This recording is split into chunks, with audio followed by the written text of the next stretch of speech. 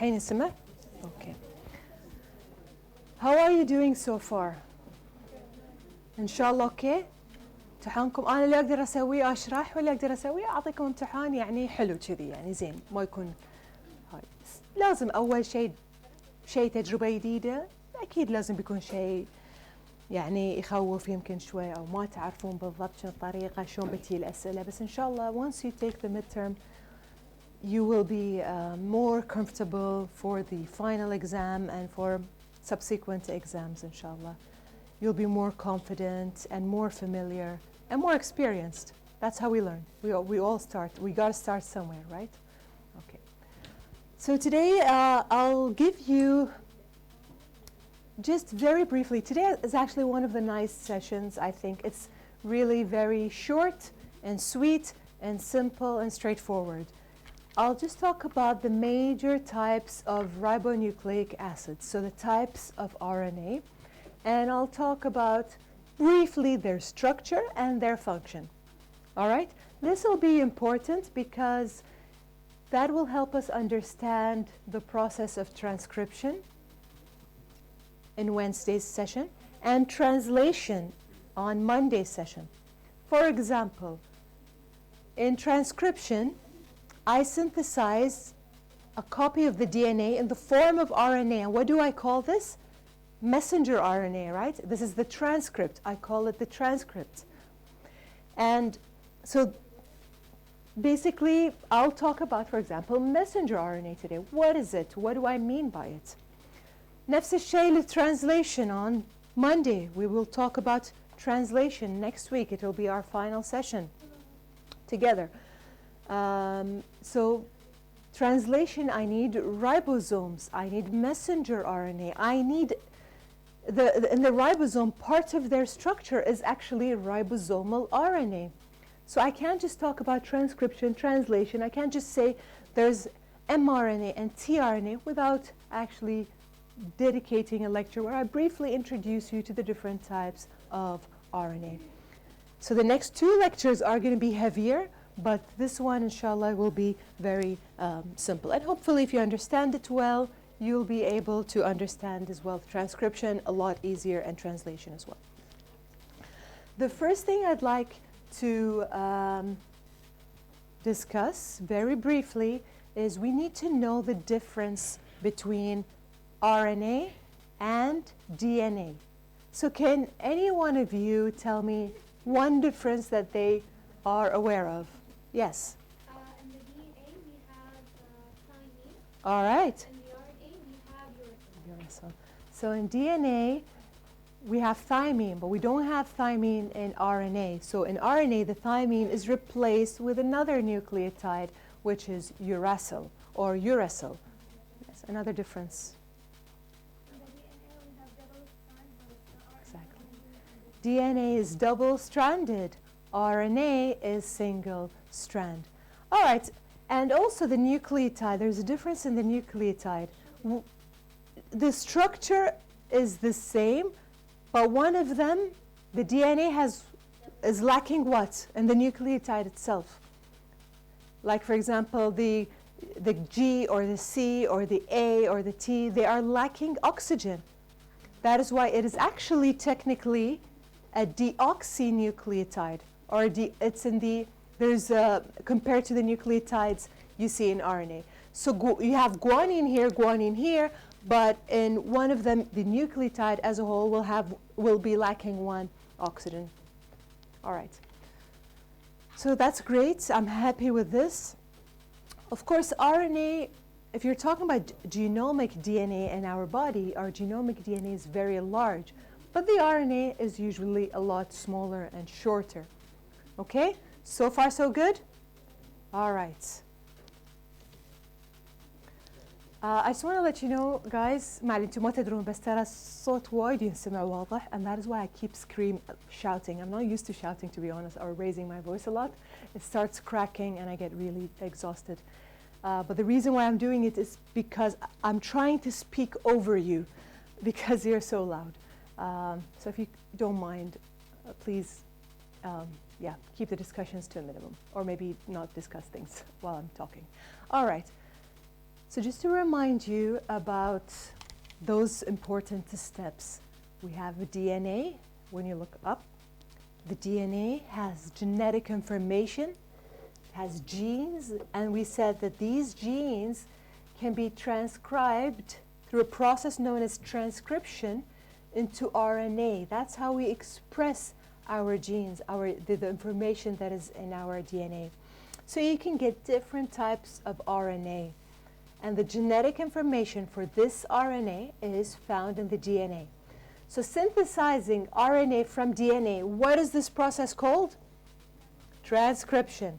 So you could get transfer RNA, you could get ribosomal RNA or rRNA, which is an important constituent in the ribosomes.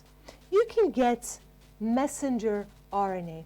Out of these three types of RNA, which one can be translated into protein? The messenger RNA. So the messenger RNA has the information, ترى كلامك صح, has the information for translating into protein. But for us to take that information of the sequence of an amino acid from the messenger RNA, so that information, those codons that we talked about, those codes, are actually found on the messenger RNA. But of course, we need ribosomes. Hence, we need ribosomal RNA. We need a transfer RNA to support this process. But the information per se, that copy of the DNA that contains the sequence of the codons, that contain the sequence of the amino acid, that information is found on the messenger RNA. However, there are other types. So basically, this is something that we're going to be talking about in Wednesday's session and the last session as well on translation. All right, how we translate mRNA into protein. But we do have not just those three types of RNA, there's something called as well small RNA. And that is a group of RNA that usually play a role in either splicing or regulating gene expression. All right, so over here, I'm showing you the main types of RNA. You have ribosomal RNA. There's still a lot of commotion in the back, and this with the shouting that's happening outside, I have no idea what's happening. It's really becoming too much. That is actually one of the reasons why I am actually opposed. Sometimes I'm forced to see the goodness in not forcing students to attend or taking attendance, because for me, as the person teaching or giving a lecture, I'd much rather have fewer students who are engaged, who are respectful, who are listening to me, than a bunch of people who are just here because they have to do the facial recognition or they have to register their attendance, and they spend the entire hour laughing, which is extremely disrespectful, and talking and taking videos. So please, please, I'm taking a pause to give you an advice. Wallah, advice as your older sister or even your mother. Take your studies more seriously and respect the person in front of you. All right? It is extremely disrespectful to be talking with this amount of hyperness and loudness in the presence of any person. Any one of you, if any one of you was standing here giving a lecture, believe me, I would keep my mouth shut and I would listen. It is common courtesy. That's how we were raised. All right? No matter who is the person, whether it's a 3-year-old child, whether it's your mother, whether it's your grandmother, this is good communication skills. Without communication skills, you're not going to make it far in your career. Trust me, you're not going to. For me as well, that one of the things that I've come to know and realize, and I observed, it's not always the top achievers with the highest grades that make it in life and become successful. You need to have some amount of, yes, you need to be good. You don't need to be the best, but you need to be smart. And you need to have social intelligence, emotional intelligence, الذكاء العاطفي, الذكاء الاجتماعي, far more important. This will take you much further in life than any amount of studying you do or grades you achieve, all right? So just ما عليه انتوا قلت لكم مثل عيالي حتى ما بقول مثل اخواني الصغار اخواتي الصغار مثل عيالي. Alright. So there are these four classifications of RNA. At the top I have rRNA, known as the ribosomal RNA, and that actually is the most common RNA in our body. So it is not messenger RNA, it is not transfer RNA. Actually, the most abundant RNA in the body would be the ribosomal RNA. And there are the four in eukaryotic cells in humans. You have the 28S ribosomal RNA, there's something called the 18S, and there's the 5.8, and finally the 5S. So all these four types of RNA are actually ribosomal RNA. So they are found together with a bunch of proteins, they will form a ribosome. All right, so these are the most abundant. They make up to 80% of the total RNA that is found in the body. The second type would be your messenger RNA. And of course, the messenger RNA, you're not going to have a few, you're going to have thousands, hundreds of thousands, because essentially these are copies of genes. And we now know that genomic DNA, for example, we have hundreds or thousands of genes. So naturally we can understand that many of them will be transcribed into messenger RNA. The third would be the transfer RNA or tRNA. There are around 50 species that were recognized, in total 20 amino acids. So those are the second most common types of RNA. And finally, there's another group. So the transfer RNA, we'll talk about each one of those in just a second, but just to remind you, because I think you already know this information from high school, transfer RNA is what carries usually the amino acid to the ribosomes during the protein synthesis process, which is facilitated by the ribosomes. Finally, you have small RNA. Now, under this umbrella, there are different types, but collectively, this could include those small RNA. From the name, small RNA means that they're very short stretches of RNA, typically around 20 to 25 nucleotides long. So this includes something called human nuclear RNA, or there's something called small nuclear RNA, there's something called siRNA, and there's something called microRNA. I will have a separate slide on this. I know it is not mentioned here, but essentially all of those, whether siRNA, microRNA, small nuclear RNA, those are under the umbrella of small RNAs. And they have difference in functions as well. And we'll talk about each one of those in greater detail in the next few slides. Talk about them, their structure, and their function. Naturally, because all of these are RNAs, types of RNA, I mean, so then it makes sense that they are synthesized by an enzyme known as RNA polymerase. RNA polymerase. There are different isoforms. This is nice to know information. Perhaps I'd be happy if you're just aware that these are synthesized by an RNA polymerase. You do not need to memorize whether it's RNA polymerase 1 or 2, which one synthesizes which. But I'd be happy if you could understand that, yes, different types of RNA polymerase exist, and each one of them is specialized to synthesize a different type of RNA. All right, so I would like to start with transfer RNA. Transfer RNA, also known as tRNA. It has a very nice, a very unique clover-like structure. It looks something like this. It looks like a clover, you know, the leaves of a clover. So if you consider this RNA as one strand that, you know, for example, this, and it loops into this sort of structure, and there are some bonds that happen, some form of base pairing, but you do not need to worry so much about those minor details. But essentially, this is how it looks like. And what is interesting about it, it has a 3' prime arm or end, and it has a 5 prime end. It has other structures. There's something called the TC loop, or actually thymidine, pseudouridine, cytidine arm. So this is the one. This is the full name. For simplicity, you can call it for now TC arm.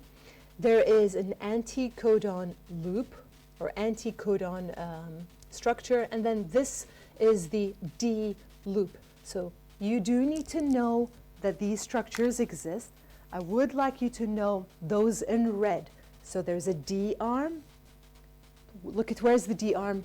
This is the D arm, and this is the D loop. There is an anticodon region, which is part of this anticodon loop.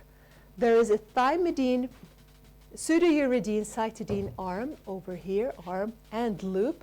And finally, at the 3 prime end, there is an acceptor arm. It is known as an acceptor arm. So what is the function? Why does it have all these loops? They actually, every part does something. It is responsible for something. For example, generally speaking, again, we will talk about transfer RNA in the context of protein translation. But for now, I'll be happy if you understand that transfer RNA brings amino acids to the ribosomes to be used in the synthesis of proteins and formation of peptides. So what is in the 3 prime arm, 3 prime acceptor arm? This is where the specific amino acid will attach. Remember the genetic code? We had a lot of codes, right? So the code that you see here that represents an amino acid, so that code will carry the amino acid, the corresponding amino acid on the transfer RNA. So let's say if this code codes for methionine, then this transfer RNA with the methionine genetic code over here in the codon region, then it will, or anticodon region actually, then it will carry the corresponding amino acid in the acceptor arm. So the acceptor arm will hold the amino acid. And that step actually requires a specific enzyme, and it also requires energy and in the form of ATP. This is called charging of the transfer RNA. Okay, so you charge it means you bind the amino acid to the acceptor arm. So acceptor arm is where the specific amino acid will attach. All right, what about the D arm? That is a recognition site for an enzyme known as amino acyl tRNA synthetase. It is also known as tRNA ligase. This is the enzyme that will make sure that the amino acid attaches to the acceptor arm. All right? So basically, your enzyme will bind to the transfer RNA in this area, the D arm and D loop. Upon binding to it, it will facilitate the binding of an amino acid to the acceptor arm. And that amino acid basically corresponds to the anticodon region. So the genetic code is the code on the messenger RNA. So this will have not the code, but the anticodon, because it actually, and you'll see this maybe again in the translation, the transfer RNA kind of will read the messenger RNA, and it can see, but through the ribosomes, and it can see what are the sequences. Oh, this is the codon, then it fits, and it'll bring the corresponding amino acid along with it. So that is why it is called anticodon. So it is the recognition the anticodon region will recognize the codon on the messenger RNA. Now the whole loop is actually 7 nucleotides, but the anticodon region, the specific one, it's only those 3 nucleotides over here. And finally, I mentioned the D arm and how it's the site of recognition of an important enzyme known as tRNA ligase or amino acyl tRNA synthetase. So we talked about this recognition site. We talked about this enzyme and how it's responsible for charging the transfer RNA and attaching the amino acid to the acceptor arm. We talked about the anticodon region. And finally, there's the TC arm, and that is involved in the binding of amino acyl tRNA to ribosomal surface. So for this whole basically transfer RNA along with the amino acid, for it to bind and interact with the ribosomes, it has to interact with the ribosomes during translation. For it to effectively do this and successfully do this, it needs this TC loop. So very briefly, by the way, just terminology, when you read amino acyl tRNA, that is the tRNA with the amino acid, with the attached amino acid. If it's without, you can just say tRNA or uncharged tRNA. This is a more specific term to a transfer RNA that is already attached to the corresponding amino acid or the specific amino acid. All right, so you have the arm, 3' arm, that attaches what? Amino acids. We have the TC loop, which is important for binding of the transfer RNA with what? Ribosomes. The anticodon that reads the codon on the messenger RNA. So the anticodon is part of the transfer RNA, but it basically reads the messenger RNA. And the D loop is where you will bind to an important enzyme that facilitates the attachment of amino acid to the transfer RNA. That enzyme recognizes basically the D arm, and it is known as the amino acyl tRNA synthetase or tRNA ligase. So far, so good? So this is your transfer RNA. It has a very unique structure, and it has very unique sites. So this, if you imagine that this is your messenger RNA, it'll read from 3 to 5, the codon, and this will be corresponding to it. So where there's an A, there will be U, where there's a C. So the base pairing rule will apply. Over here, I just want to talk very briefly about something called the wobble hypothesis. Well, this means that this has to be specific, right? The sequence corresponds to this code on the messenger RNA. There is room for change in the third nucleotide position. What does that mean? What I'm trying to say is sometimes the same transfer RNA with the same amino acid can recognize more than one codon, even though they're slightly different. And especially if the difference in the codon is in the third position. What does that mean? If you look at the genetic code, notice how lysine, for example, the code for lysine, there are two of them, AAGA and AAG. The difference is in which nucleotide? First, second, or third? Third. If you look closely, this actually applies to all the other codes. If you look at histidine, it also has two codons, but one is CAU, the other is CAC. Glutamine has two codes, CAA and CAG. So if it has more than one codon, so if an amino acid has more than one codon, usually the difference between these codons is only in the third position. Did you notice this?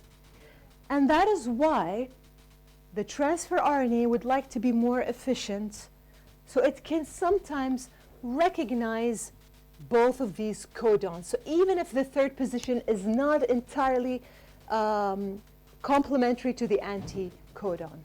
This is just a general principle about transfer RNA, and we call this the wobble hypothesis. خلصنا. Okay, transfer RNA. We talked about transfer RNA. We talked about what is the main function of transfer RNA. So It has that amino acid. Talk about the structure. Now let me talk about another type of RNA, and that is the ribosomal RNA. But before I do that, I'd like to briefly talk about ribosomes. So we hear about ribosomes.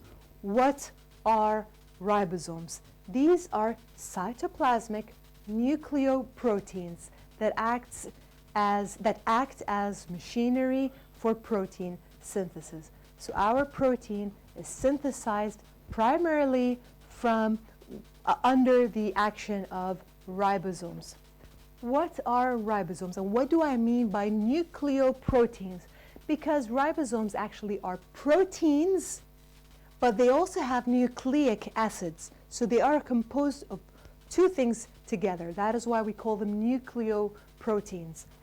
What is the nucleic acid component of ribosomal RNA?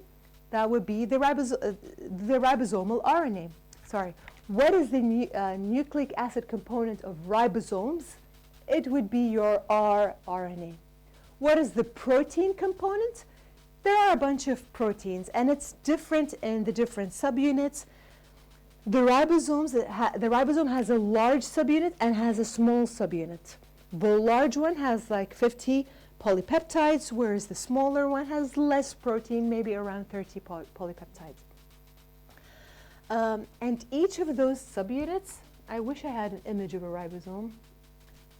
If you look at here, the ribosome, I think I had an image that was accidentally deleted, but don't worry too much about it. Look at this. This is a ribosome. This is the small subunit, and over here is the larger subunit. The larger one has more protein, the smaller one slightly less protein.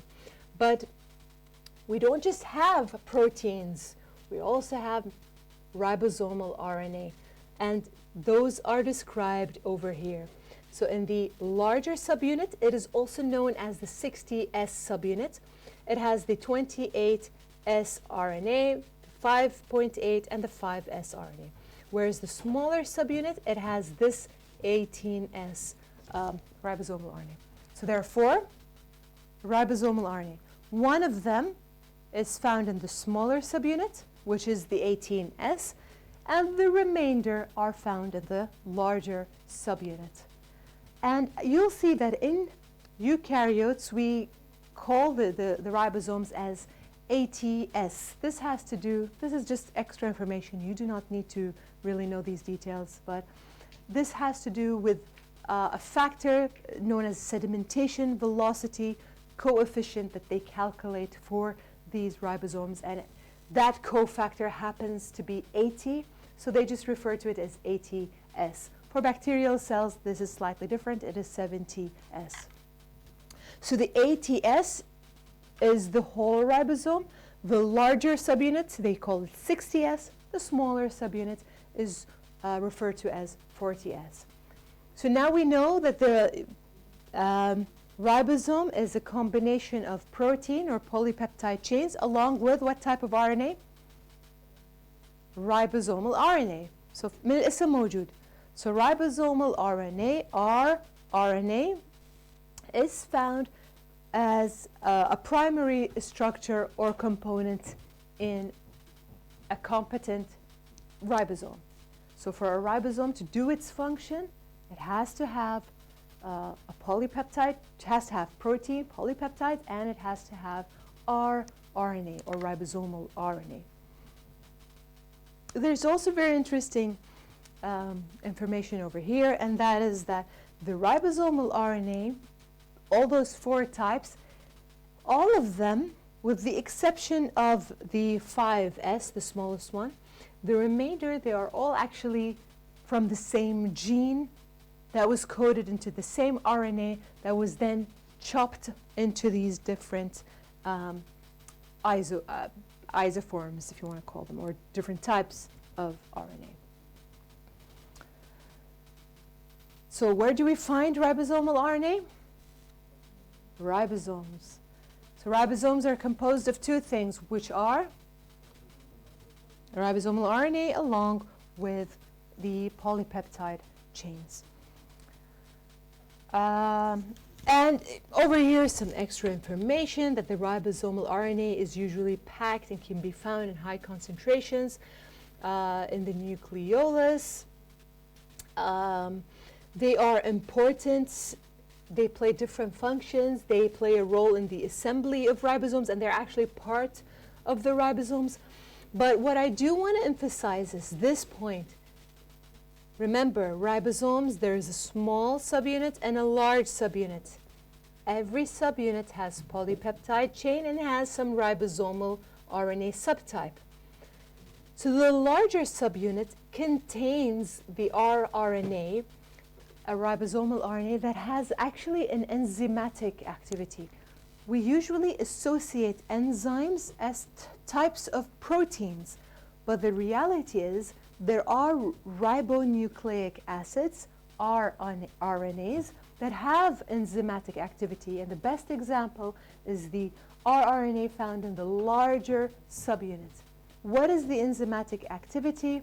It facilitates the peptide formation between amino acids. So it has a peptide transferase action. Because the ribosomal RNA in the larger subunit has that enzymatic action, has that peptide transferase function, we refer to it as a ribozyme. So ribozymes, by definition, are nucleic acids with enzymatic activity. All right. So over here is extra information, ribosomal RNA. Those two are the largest, and they account for approximately 70% of total RNA. We mentioned this in the beginning, that ribosomal RNA in general, they are like up to 80, they form up to 80% of total RNA in the body. And the second would be, the second most common is the transfer RNA, followed by messenger RNA, followed by the small RNA. All right, so there are other types of RNA, as I said. We put them under the umbrella of small RNAs. The small RNAs can be divided into three, either small nuclear or siRNA or silencing RNA or small interfering RNA or the microRNA. So three types that fall under this small RNA. They could be small nuclear RNA, snRNA, small nuclear RNA. They could be siRNA, which is the short interfering or small interfering RNA. They could be microRNA. You need to know the function of each, because in the next slides, I'm not really in transcription and translation. We're not going to talk really about those small nuclear RNAs or small RNA. That is why I would like to briefly mention their functions here. The small nuclear is involved in the splicing of the pre-mRNA. I remember I talked about this when I talked about splice site mutations. And we said that the mRNA, before we can use it for translation into protein, we need to make changes in it. صح? And part of these changes is removing the introns and joining together and linking together the exons. All right? And we said that if there's mutations in some of these sequences, these at the splice site, you could have basically abnormalities in the process. So basically that's what takes you from the pre-mRNA, the precursor mRNA. We do the changes so we can get the mature final form mRNA. And one way of that you need, or one thing that you need to do for your pre-mRNA is the splicing of mRNA. And that splicing is the function of small nuclear RNA. I'm going to talk to you on Wednesday in more detail about this and like what are the changes I need to make in a messenger RNA. So there are post-transcriptional changes. After you're done with transcription, you don't take the mRNA as it is and immediately start translation. You need to do some post transcriptional modifications, which includes changes in the 5' end and 3' end, and finally removing the introns. And removing the introns is the function of small nuclear RNA. The other types, which are small interfering RNA or siRNA and the microRNA, these are involved in regulating basically mRNA expression. So they either break down the messenger RNA or they bind to it and they prevent it from binding to the ribosomes and being translated to protein. So let's say if you're thinking of a mechanism where you can switch off the production of a protein, one way is by these siRNA and microRNA. So one inhibits, both of them actually inhibit translation of messenger RNA into protein. So siRNA and your microRNA, they inhibit translation. The way they do it might be slightly different. However, the general concept is the same. Again, this is what is known as the pre-mRNA. So immediately after transcription, this is how it's going to look like. It has exons, introns, untranslated region at the 3' end and the 5' end, and this is called the pre-mRNA, but it undergoes post-transcriptional changes. You will add a cap here, you'll add a poly-A tail here, you're going to remove all the introns and you're going to join the exons together. All right, so who does this? It is the small nuclear RNA, but it doesn't do it alone. It does it with a group of other proteins known as small, or just other proteins, and together the combination of the snRNA along with the protein نسميهم SNRPs, which are small nuclear or small ribonucleoprotein particles, small particles or nucleoprotein particles, snRNP. We call it SNRPs. That's how you pronounce it, but actually the way you should write it is this way. So what are SNRPs? Combination of what with what? Small nuclear RNA and proteins, multiple proteins. And there are different types. Together, they identify the sites of the introns. They cut, they remove the intron, they splice together the exons. All right.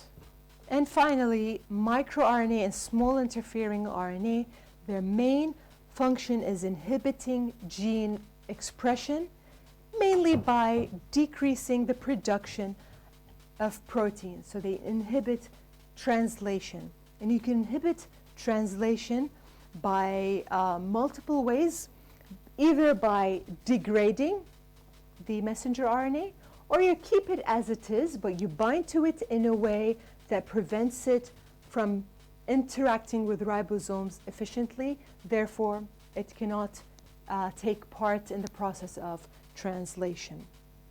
And both microRNA and siRNA are now being targets for therapeutic drug development. Let's say there is a disease that has significant expression or overexpression of a protein, and you want to silence the production of this protein. You don't want this.